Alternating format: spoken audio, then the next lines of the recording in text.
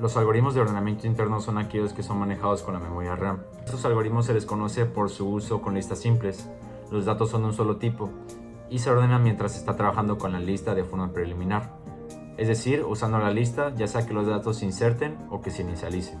Entre los algoritmos de ordenamiento interno tenemos el ordenamiento burbuja, el ordenamiento shell, ordenamiento radix y quicksort. El método de ordenamiento burbuja es una comparación lineal con cada uno de los elementos. El elemento que sea menor con el que se está comparando se intercambiará posiciones. Este método no es recomendable para grandes cantidades de comparaciones, ya que su proceso es lento y puede agarrar mucha memoria RAM. El algoritmo de burbuja viene de su funcionamiento, pues los elementos más grandes flotan hacia su posición correcta, como si fueran burbujas flotando hacia la superficie del agua. Durante cada iteración los elementos se comparan y se intercambian, moviendo los más grandes hasta el final de la lista de forma progresiva. Desde aquí se puede observar cómo este método de ordenamiento puede ser poco eficaz si se tratase de un gran número de elementos, pues este proceso se repetiría una y otra vez, haciendo que se ralentice la memoria o sea poco eficaz.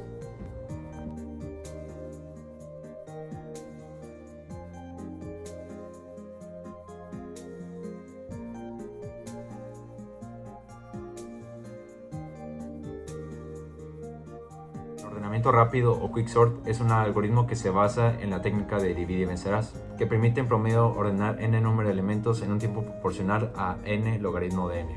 El algoritmo se divide en 4 partes. Primero se elige un pivote, segundo se separa en menores y mayores, tercero se divide en sublistas y 4 se repite recursivamente en las sublistas. Al final tendremos una lista ordenada. Aquí podemos observar el funcionamiento del ordenamiento de quicksort. Primero se utiliza el 8 como pivote, que este genera dos sublistas de menor y mayor. Después el mismo proceso se repetirá en estas sublistas, creando así una lista ordenada al final.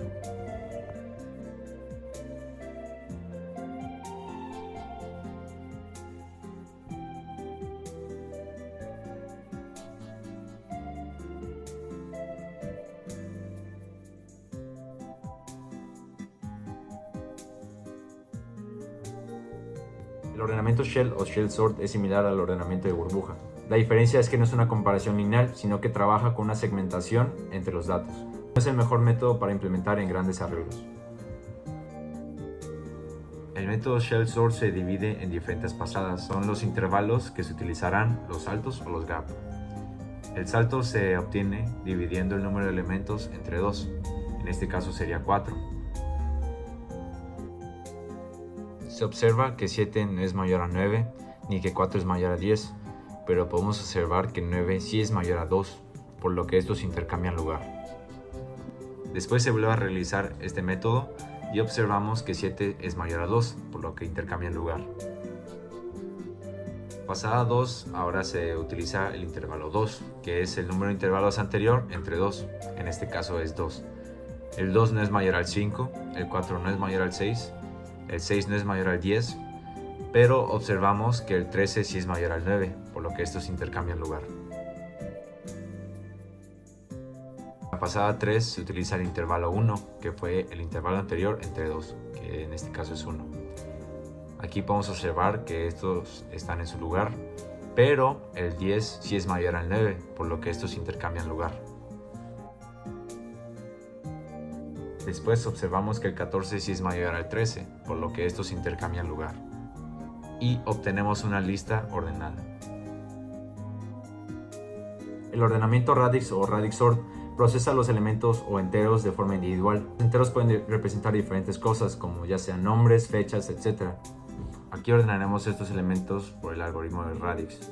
Primero encontramos el número máximo. 622 es de 3 dígitos, por lo que haremos que todos los números sean de 3 dígitos, agregándoles un 0 si es necesario. Se ordenará el arreglo en unidades, en decenas.